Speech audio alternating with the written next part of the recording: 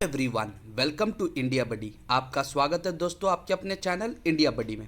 दोस्तों आज जो हम टॉपिक लेके आए हैं वो है आपके 12th महाराष्ट्र बोर्ड के इंफॉर्मेशन टेक्नोलॉजी यानी आईटी के chapter number 5 server side scripting जो पीएचपी लैंग्वेज के ऊपर है। सो दोस्तों आगे बढ़ते हैं। आज जो हम इस वीडियो में देखने वाले हैं वो सारे डिटेल्स आपके गवर्नमेंट टेक्स्ट बुक से ही लिए गए हैं। तो सारी जो भी इन्फॉर्मेशन रहेगी वो गवर्नमेंट टेक्स्ट बुक से रहेगी और एक बार अगर आप इस वीडियो को देख लेते तो आपको टेक्स्ट बुक खोलने की ज़रूरत नहीं है। वैसे भी पीएचपी के चैप्टर से गवर्नमेंट के आईटी एग्जाम में काफ़ी कम क्वेश्चंस आते हैं, तो इसीलिए आपका फोकस इस चैप्टर के ऊपर आप थोड़ा कम रख सकते हैं। दोस्तों सबसे पहली चीज़ हम देखते हैं व्हाट इज़ सर्वर। सर्वर का मीनिंग क्या होता है। एक सिंपल चीज़ होता है, जब कभी भी आप रेलवे का टिकट बुक करते हैं या बुक माई शो में आप कोई भी टिकट बुक करते हैं तो होता क्या है, बेसिकली बहुत सारे क्लाइंट होते हैं आपके जैसे ही। बहुत लोग रेलवे में एक साथ टिकट बुक कर रहे हैं या बेसिकली बुक माई शो में आप मूवी का टिकट बुक करें, तो उस केस में होता क्या है कि आप एक रिक्वेस्ट डालते हैं कि मुझे इस डेट की ये ट्रेन की टिकट चाहिए एंड बेसिकली वो रिक्वेस्ट एक मशीन के पास जाती है और वो मशीन उस चीज़ को चेक करके एंड आपका रिक्वेस्ट के हिसाब से वो आपको रिप्लाई देती है। मतलब आप एक रिक्वेस्ट भेजते हैं वहाँ से एक रिस्पॉन्ड आता है, तो जिस मशीन के पास वो जाता है वो होता है बेसिकली सर्वर। सर्वर एक नॉर्मल कंप्यूटर ही होगा और इनडायरेक्टली कभी कभी उसमें डेटाबेस भी होता है। तो सर्वर के लिए जो कभी भी आपको कोई चीज़ भेजनी है या आप रिक्वेस्ट कर रहे हैं या रिस्पॉन्ड कर रहे हैं तो वो बेसिकली गेट एंड पोस्ट में होगा। तो इसके बारे में डिटेल आपको लास्ट तक मालूम पड़ जाएगा। तो दोस्तों सबसे पहले अब चीज़ करते हैं कि पीएचपी होता क्या है। पीएचपी सर्वर साइड स्क्रिप्टिंग, मतलब जो भी आप प्रोग्राम लिखेंगे वो सर्वर के लिए होगा। एंड पीएचपी का जो फुल फॉर्म होता है वो होता है हाइपर टेक्स्ट प्री प्रोसेसर। दोस्तों यहाँ पे आप कंफ्यूज मत हो जाना कि पी पहले होगा, नहीं, यहाँ पे पी बाद में आता है। सो hyper text pre processor.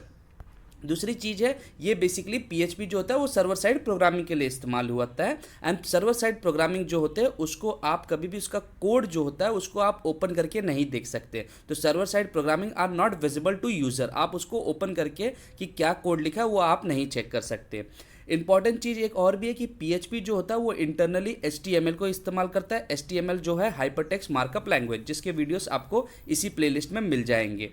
And उसके बाद क्या होता है कि पीएचपी क्यों इस्तेमाल किया जाता है, क्योंकि पीएचपी सिंपल होता है, फास्ट होता है, इजी टू लर्न होता है, ओपन सोर्स होता है। मतलब ये फ्रीली आप डाउनलोड कर सकते हैं एंड अपने हिसाब से अगर आपको कोई रिक्वायरमेंट है तो आप उसे चेंज भी कर सकते हैं।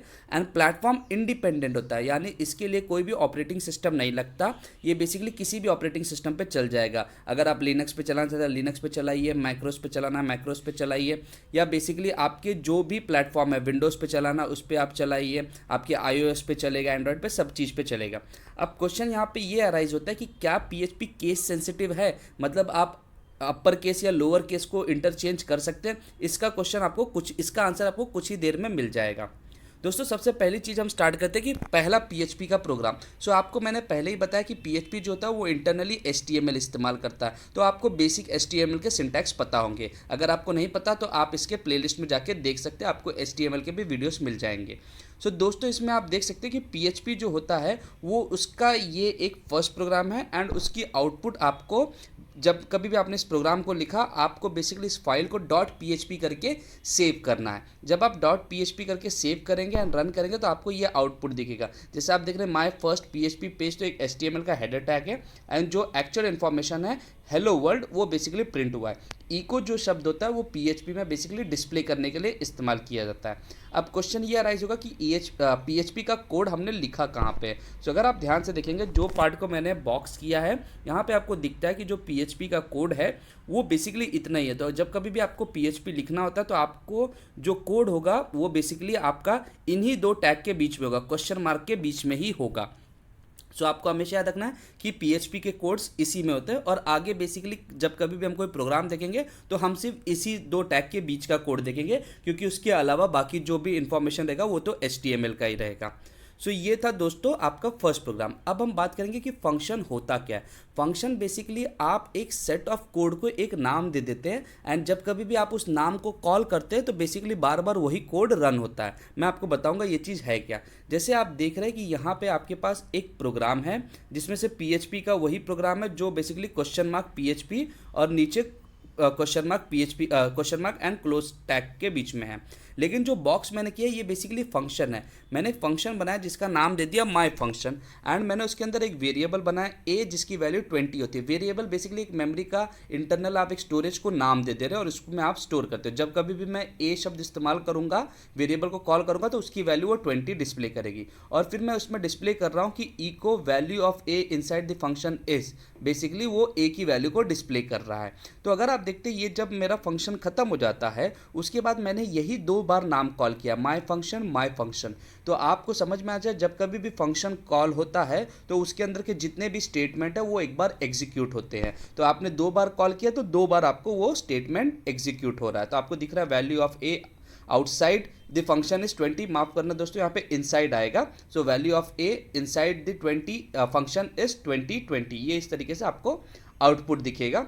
सो आप समझ सकते हो फंक्शन बेसिकली एक सेट ऑफ कोड को आपने नाम दे दिया और जब कभी भी आप नाम उसको यूज़ करते हो तो बेसिकली आपको हमेशा उसके आउटपुट डिस्प्ले होते हैं, जो भी स्टेटमेंट है वो सारे रन होते हैं।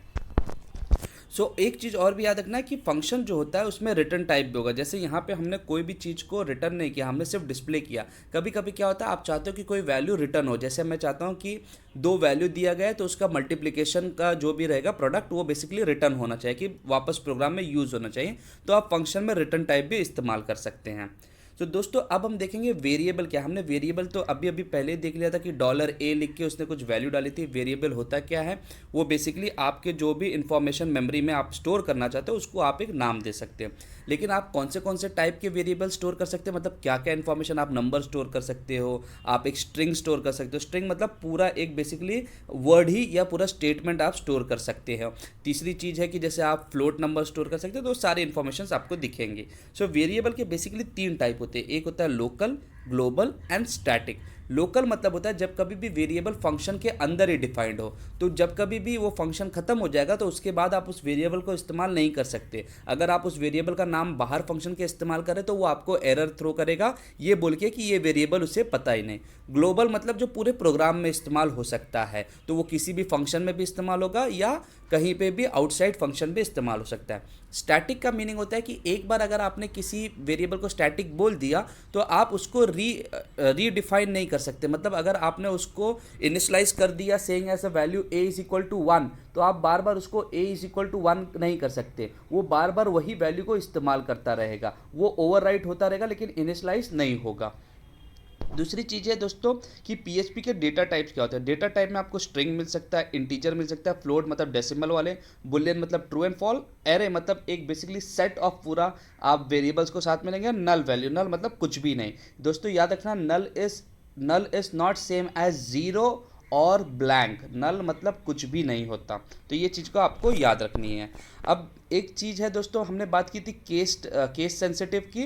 वेरिएबल के नेम एंड फंक्शन के नेम जो होते हैं वो केस सेंसिटिव होते हैं। अगर आपने अपना वेरिएबल स्मॉल a से रिप्रेजेंट किया तो आप कैपिटल A लिख के नहीं यूज़ कर सकते। तो ये चीज़ आपको याद रखना है। लेकिन उसके अलावा आप कहीं पे भी कोई भी दूसरा वर्ड इस्तेमाल करना है, आप उसको अपर केस या लोअर केस में लिख सकते हैं। जैसे ये इको के बारे में हमने देखा था, तो इको को हमने स्मॉल में भी देखा, आप इको को कैपिटल में भी लिख सकते हैं या इको को आप स्मॉल और कैपिटल के कॉम्बिनेशन में भी लिख सकते हैं। तो आपको एक चीज़ समझ में आ गया कि PHP जो है वो basically variable and function name के लिए केस सेंसिटिव है और बाकी सबके लिए केस इनसेंसिटिव है।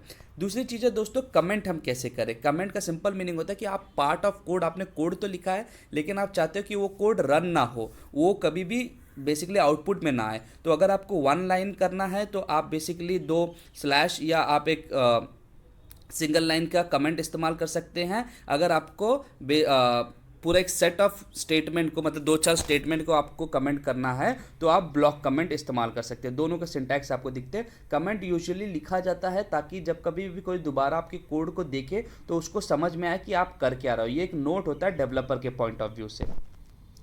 अब हम बात करेंगे दोस्तों if else and for loop के बारे में। इफ़ एल्स होता क्या है? इफ़ एल्स बेसिकली कंडीशनल होता है कि अगर आप एक कंडीशन देते हैं, जैसे मान लीजिए मुझे डिसाइड करना है कि क्या कोई बच्चा पास हुआ या नहीं हुआ, तो सिंपल होगा कि अगर उसके मार्क्स 40% के ऊपर है तो उसका रिजल्ट में पास डिस्प्ले करेगा, अगर 40% के नीचे है तो वो फेल डिस्प्ले करेगा। तो ये इफ़ कंडीशन होगा और एल्स पार्ट होगा।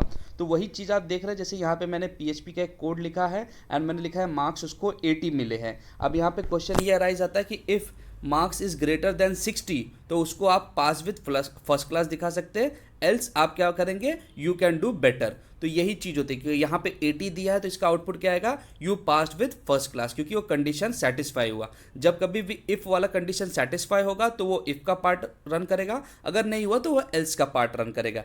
एल्स बेसिकली कंपलसरी नहीं, ये एक ऑप्शनल स्टेटमेंट है, आप चाहिए तो सिर्फ इफ़ स्टेटमेंट भी लिख सकते हैं।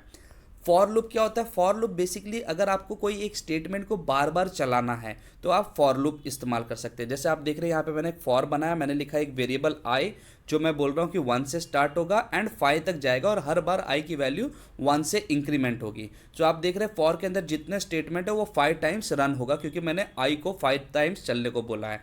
तो आप देख सकते हैं आपका आउटपुट क्या आएगा, the number is 1, the number is 2, number is 3, number is 4, number is 5। तो ये होता है फॉर लूप। जब कभी भी लूपिंग आप इस्तेमाल करते हो तो आप एक पीस ऑफ कोड को बार बार रन करना चाहते हो तो उस समय आप लूप इस्तेमाल कर सकते हो। अब दोस्तों हम बात करेंगे स्ट्रिंग जो डेटा टाइप है। स्ट्रिंग डेटा टाइप में आपकी बुक में ये टर्म्स दिए, इनके बारे में बस आप थोड़ा सा याद रख लीजिए कि इनका मीनिंग क्या होता है। स्ट्रिंग मतलब कोई भी एक शब्द या कोई भी एक स्टेटमेंट, तो जैसे आपको उसका लेंथ देखना है कि मैंने मान लीजिए इंडिया लिखा, तो इंडिया बेसिकली 5 लेटर्स का है, तो अगर आप स्ट्रिंग लेंथ को कॉल करेंगे तो आपका आंसर 5 देगा कि कितने बेसिकली अंदर कैरेक्टर्स है। तो उसी तरीके से बहुत सारे आपके पास ये फंक्शंस है, इनके बारे में बस आप जान के रखिए कि थोड़ा बहुत इसके ऊपर क्वेश्चंस आ जाते हैं।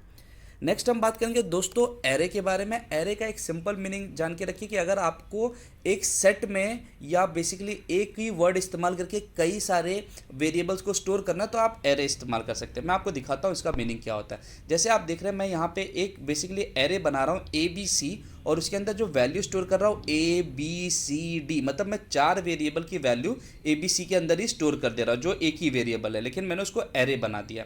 तो अगर मुझको कोई बोलेगा कि मुझको सिर्फ B आउटपुट चाहिए या मेरे को D आउटपुट चाहिए तो मैं कैसे पता लगाऊंगा, तो उसके इस तरीके से इसका एक सिंपल मीनिंग होता है कि आपको जब कभी भी फर्स्ट कैरेक्टर होता है वो ABC के 0 में चला जाएगा, सेकेंड कैरेक्टर जो रहेगा वो ABC के 1 में, फिर थर्ड 2 में, फोर्थ आपका 3 में। तो आपको याद रखना कि इंटरनली एक इंडेक्स चलता है जो 0 से स्टार्ट होता है, पहला कैरेक्टर 0 में, दूसरा कैरेक्टर 1 में, फिर जैसा जितना आपका कैरेक्टर रहेगा उसके हिसाब से वो चीज़ जाएगी। तो अगर आप इसका एक हम सैम्पल देखते हैं प्रोग्राम में, तो आप देख सकते हैं मैंने एक एरे बनाया सब्जेक्ट, एंड उसमें मैंने एरे के फर्स्ट वैल्यू दिया इंग्लिश, हिंदी, मराठी, मतलब 0 में इंग्लिश आ गया, 1 में आपका हिंदी आ गया एंड 2 में आपका मराठी आ गया। तो आप देख सकते हैं आई लाइक सब्जेक्ट 0 मतलब इंग्लिश डिस्प्ले करेगा, सब्जेक्ट 1 मतलब हिंदी एंड सब्जेक्ट 2 मतलब आपका बेसिकली मराठी डिस्प्ले करेगा। एंड मोस्ट इंपॉर्टेंट चीज़ है आप काउंट कर सकते हैं कि एरे के अंदर कितने ऑब्जेक्ट है, तो आपने नीचे काउंट फंक्शन इस्तेमाल किया और एरे का नाम दे दिया। तो आप देख रहे हैं आपका आउटपुट क्या, I like English, Hindi and Marathi and count basically 3, क्योंकि इंटरनली एरे में सिर्फ 3 ऑब्जेक्ट है, इंग्लिश, हिंदी, मराठी। सो ये हो गया दोस्तों एरे। नेक्स्ट हम बात करेंगे दोस्तों, हमने गेट एंड पोस्ट के बारे में पहले ही फर्स्ट स्लाइड में ही देखा था। तो गेट एंड पोस्ट होता क्या है, जब कभी भी आप गेट इस्तेमाल करते हैं तब बेसिकली आपके जो भी आउटपुट, जो भी आप URL पे लिखते हैं कि जब कभी भी आप कॉल करते हैं तो वो बेसिकली जो भी वैल्यूज़ आप दे रहे हैं पैरामीटर्स के वो सारे डिस्प्ले होंगे। लेकिन आपको हमेशा याद रखना कि जब कभी भी आप गेट इस्तेमाल कीजिए तो आप पासवर्ड वाला कोई भी URL में मत रखिए, क्योंकि आपका पासवर्ड भी दिखेगा तो वो काफ़ी डेंजरस हो जाता है। सो आप वो डेटा भेजिए जो सेंसिटिव नहीं है। और एक चीज़ इंपॉर्टेंट है कि गेट वाले जो भी URL होता है उसको हम बुकमार्क करते हैं ताकि काफ़ी ईजिली हमको बेसिकली वो नाम और उसके पासवर्ड बेसिकली नहीं, मैं बोल रहा हूँ यहाँ पे टर्म्स जो भी होंगे, आर्ग्यूमेंट्स होंगे, उनका इन्फॉर्मेशन आप स्टोर कर सकते हैं। तो याद रखिए गेट जब आप इस्तेमाल करते हैं तो आप साइट को बुकमार्क भी कर सकते हैं URL को। पोस्ट के केस में पूरा उल्टा होगा, पोस्ट जब कभी भी कोई पैरामीटर इस्तेमाल करता है इंटरनली तो वो बेसिकली वहाँ पे हाइड करता है, जिसके कारण वो पोस्ट जो है वो बेसिकली पासवर्ड के लिए भी इस्तेमाल किया जाता है या सेंसिटिव डेटा के लिए इस्तेमाल किया जाता है। एंड मोस्ट इंपॉर्टेंट चीज़ है आप पोस्ट को बेसिकली बुकमार्क नहीं कर सकते। तो ये सारी चीज़ें आपको याद रखनी है, और कुछ पोस्ट में एडिशनल बेनिफिट्स भी मिलती हैं। तो आपको याद रखना कि गेट में आपको डिस्प्ले होता है, चीज़ें दिखेंगी क्या URL पे जा रहा है, पोस्ट में वो बेसिकली एनक्रिप्टेड फॉर्म में हो जाएगी। लास्ट में आपको दिया है कि डेटाबेस को कैसे कनेक्ट करें। सो दोस्तों मैं ये इतना छोटा ही पार्ट रखना चाहता था क्योंकि यही बहुत ज़्यादा इंपॉर्टेंट है। जब कभी भी आप डेटाबेस को कनेक्ट करते हो तो आपको 3 चीज़ सबसे ज़्यादा इंपॉर्टेंट होती है। पहला होता है सर्वर नेम, मतलब डेटाबेस कौन सा डेटाबेस को कनेक्ट करना है, कोई ना कोई मशीन का नाम होगा। दूसरा चीज़ है जब कभी भी आप डेटाबेस को कनेक्ट करते हैं तो उसके अंदर आपका यूज़र नेम एंड पासवर्ड लगता है। तो याद रखिए डेटाबेस कनेक्शन के लिए आपको server name, user name and password होना चाहिए। तो ये 3 चीज़ें आपको बस याद रखनी है एज अ डेटाबेस के पॉइंट ऑफ व्यू से। सो दोस्तों ये था बेसिकली आपके आईटी का महाराष्ट्र बोर्ड के चैप्टर नंबर 5 पीएचपी के आपके लेक्चर्स एंड क्रैश कोर्स है। अगर आप एक बार इसको पूरा देख लेते हैं एंड उसके बाद आप टेक्स्ट बुक पढ़ लेते हो तो डेफिनेटली आप इस चैप्टर में आए हुए क्वेश्चन को पूरा स्कोर कर जाएंगे एंड आपको आउट ऑफ मार्क्स मिलेगा। अगर आपको ये चैनल पसंद आ रहा है इसको सब्सक्राइब करके रखिए, अपने दोस्तों में शेयर कीजिए ताकि आईटी, इलेक्ट्रॉनिक एंड सीएस के बहुत सारे आपको प्लेलिस्ट मिल जाएंगे, वो सारे आप शेयर कर सकते हैं एंड जेई नीट से रिलेटेड भी आपको इसमें मिल जाएंगे। सो इस वीडियो को आप लाइक कीजिए एंड शेयर कीजिए and thank you very much for watching India buddy. जय हिंद।